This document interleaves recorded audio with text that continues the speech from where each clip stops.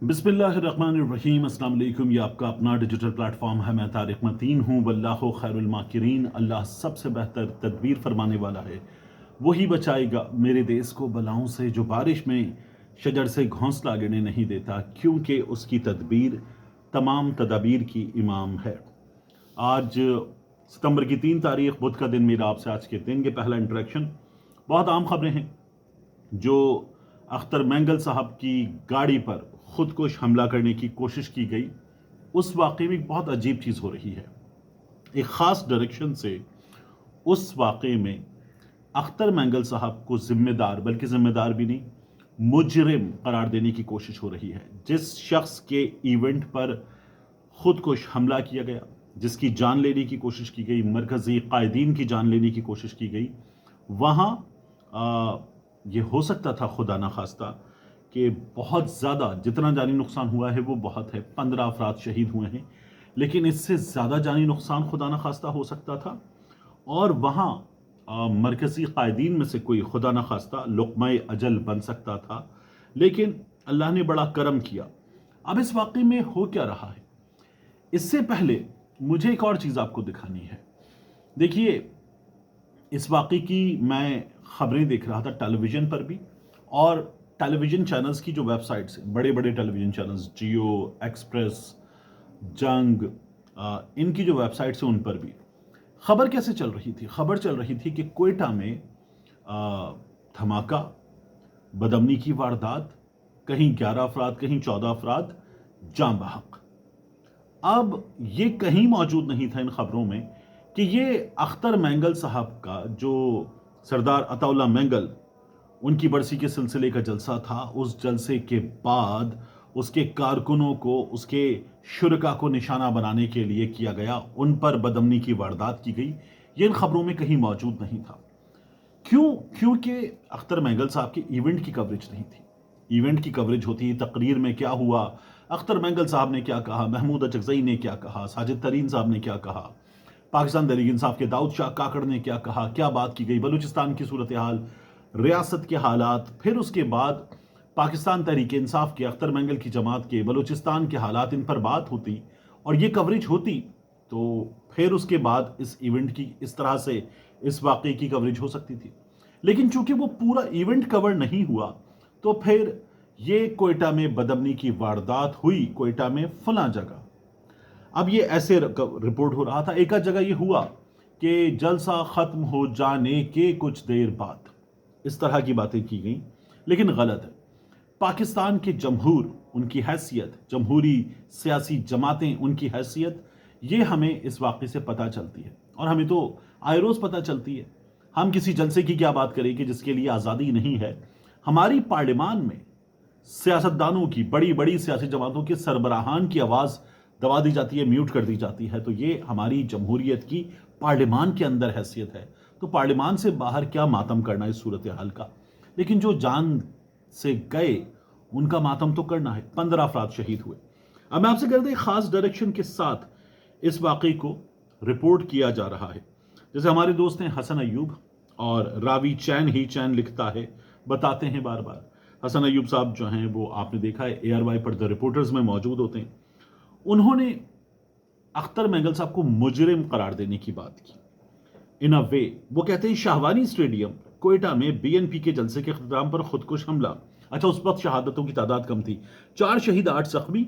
Akhtar mangle और महमूद अचकज़ई जलसा खत्म होते ही निकल गए, और सिर्फ 15 मिनट बाद धमाका हुआ। अच्छा, धमाका 15 मिनट बाद नहीं हुआ। मैंने दीगर लोगों से पूछा, वो कहते हैं फौरी बाद हुआ था। 15 मिनट तो वो मकाम बिल्कुल खाली हो चुका होता है जहां हमने जलसे देखे। फिर ये महज इत्तेफाक है या मनसूबाबंदी? 30 मार्च लखपास हमले के बाद ये दूसरा वाक़या है जिसमें अख्तर मैंगल महफूज निकले, जबकि आम बलोच खून में नहा गए। एक तो यहां पर भी अख्तर मैंगल साहब को मुजरिम की तरह प्रेजेंट किया जा रहा है। फिर आगे वो कहते हैं, क्या अवामी रद्दअमल से मायूस अख्तर मैंगल अब बेगुनाह बलोचों के खून से सियासत चमकाना चाहते हैं? Question mark. यानी अख्तर मैंगल बेगुनाह बलोचों के खून से सियासत चमकाना चाहते हैं, ये सवाल हो रहा है, और अवामी रद्दअमल से वो मायूस हैं। क्या ये सब कुछ सिर्फ अपने सियासी वजूद को जिंदा रखने की कोशिश है? Question mark. तकरीबन फैसला इस जुमले में मौजूद है, लेकिन फिर सवाल किया जा रहा है। फिर आगे वो कहते हैं बलूचिस्तान मजीद कुर्बानियां नहीं दे सकता, अवामी तहकीकात और जवाबदही नागुज़ीर है। ये हसन अयूब साहब ने बात की। अब जो हसन अयूब साहब बात कर रहे हैं, दाऊद शाह काकड़ साहब पाकिस्तान तहरीक इंसाफ के रहनुमा, उन्होंने इस जलसे के हवाले से लिखा, बलूचिस्तान लहू लहू है, एक पुरम जलसा था, जलसा जैसे ही खत्म हुआ तहरीक तहफ़्फ़ुज़ आईन पाकिस्तान के सरबराह महमूद खान अचकज़ई की गाड़ी आगे, साथ में सरदार अख्तर जान की गाड़ी, उसके साथ सूबाई सदर पीटीआई बलूचिस्तान दाऊद शाह काकड़ की गाड़ी जैसे ही शहवानी ग्राउंड से जलसा खत्म होने के बाद निकली, चंद सेकंड्स के बाद जोरदार धमाका हुआ। ये सारा प्री प्लान था। तहरीक तहफ़्फ़ुज़ आईन पाकिस्तान और बीएनपी मैंगल के 15 से ज़ायद कारकुन शहीद हुए, 50 से ज़ायद जख्मी। इस मुल्क में कोई महफूज नहीं। अब जाहिर है कि इनकी बात का एक बिल्कुल डिफरेंट एंगल है। हसन अयूब साहब जो बात कर रहे हैं उसमें एक बिल्कुल डिफरेंट एंगल है, और हसन अयूब साहब मुजरिम करार दे रहे हैं अपने सवालों के जरिए सरदार अख्तर जान बेंगल साहब को। अब बात यह है कि अवामी तहकीकात नागुज़ीर हैं। इस मुल्क में एक साबिक वज़ीर आज़म पे कातिलाना हमला हुआ और FIR तक नहीं करवा सका। इस मुल्क का सबसे बड़ा सहाफ़ी अपने वक्त का शहीद हो गया और उसकी वालदा FIR नहीं करवा सकी। दोनों वाक़यात में FIR रियासत की मुद्दत में हुई। 26 नवंबर को इस मुल्क में 14 अफराद गोलियों से भून दिए गए, उनको गोलियां मारी गईं और उनकी FIR किसी की भी नहीं हो सकी। जो FIR करवाना चाहते थे घर से उठाए गए, अनीस सत्ती के घर वाले घर से उठाए गए। फिर मतीउल्लाह जान के साथ क्या हुआ उस वाक़े में हमने देखा था, हमने तमाम चीज़ें देखी। तो अगर अवामी तहकीकात की हसन अयूब साहब बात कर रहे हैं तो इस मुल्क में वो होती नहीं है और चीज़ें दबा दी जाती हैं, दबाई गई हैं, बड़े बड़े वाक़यात में दबाई गई हैं, इंसानी जाने गई हैं। अफसोसनाक है लेकिन कुछ हुआ नहीं है। दूसरा वाक़या पेश आया कोयटा के बाद बन्नू में जो FC हेडक्वार्टर है, वहाँ हुआ ये कि दहशतगर्दों ने फितना अल खवारिज स्पॉन्सर्ड बाय इंडिया, उनकी जानिब से दहशतगर्दी की वारदात अंजाम दी गई, हमला किया गया, हमला रोका गया, 6 अहलकार शहीद हुए।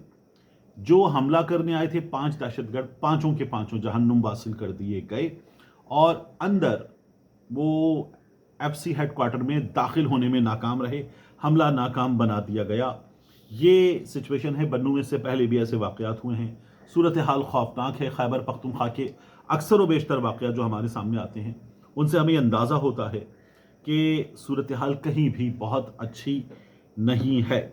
बलूचिस्तान के हालात मैं देख रहा था कि 1170 के आसपास नंबर है शहीद होने वाले शहरियों का, जो इस साल मुल्क भर में दहशतगर्दी के वारदातों में जान से गए, और कुछ 1200 के आसपास का नंबर है दहशतगर्दों का, या शायद 1200 से 2-4 कम, तो शहरियों से 15-20 ज़्यादा नंबर है दहशतगर्दों का जो इस साल जहन्नुम वासिल किए गए।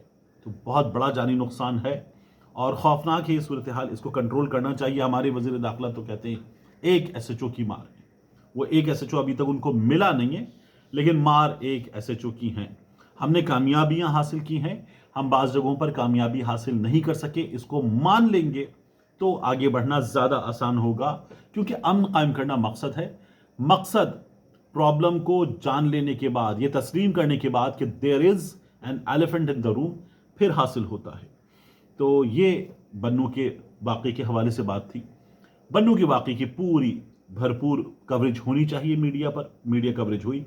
कोयटा वाक़े की मीडिया कवरेज मखसूस अंदाज में की गई और उससे पहले जो इवेंट था उसकी कवरेज नहीं थी। अब इसके बाद इमरान खान साहब का ट्वीट इसलिए बहुत इंपॉर्टेंट है कि उसमें तमाम चीज़ें फिर ज़रा ढंग से मरबूत अंदाज में लिखी हुई हैं। कायमा कमेटियाँ छोड़ें, मुराद वापस करें, गाड़ियाँ वापस करें, निकलें कायमा कमेटियों से। इमरान खान साहब ने ये बात की, ये बड़ी इंपॉर्टेंट बात है। बाकी मैंने आपसे कहा था कि तोपों के दहाने वापस बंद, घन गरज नहीं, तोपें खामोश, क्योंकि बैरिस्टर गौहर बाहर आए, उनको अंदर भेजा गया, वो बाहर आए तो बहुत ठंडा था, टेम्परेचर बहुत ही ठंडा था। अच्छा, ये हो सकता है हिकमत अमली हो, लेकिन बहुत ही ठंडा टेम्परेचर था। तो अलीमा खान साहिबा जाती, बाहर आती, नाम लेती, वो सब कुछ नहीं हुआ। इस पर हम तफसील से बात कर चुके। ابھی کرنے کا کوئی فائدہ نہیں، لیکن عمران خان صاحب کے ٹویٹ میں وہ تمام باتیں ہیں، اور ٹویٹ میں بھی وہ گھنگرج نہیں ہے جو ہوتی ہے، کیونکہ وہ گھنگرج باہر آ کے رپورٹ ہوتی ہے تو ٹویٹ میں جاتی ہے۔ اب بیرسٹر گوہر باہر آئے تو کچھ رپورٹ ہی نہیں ہوا، تو اس لیے وہ ٹویٹ میں ریفلیکٹ بھی نہیں ہوا ہے۔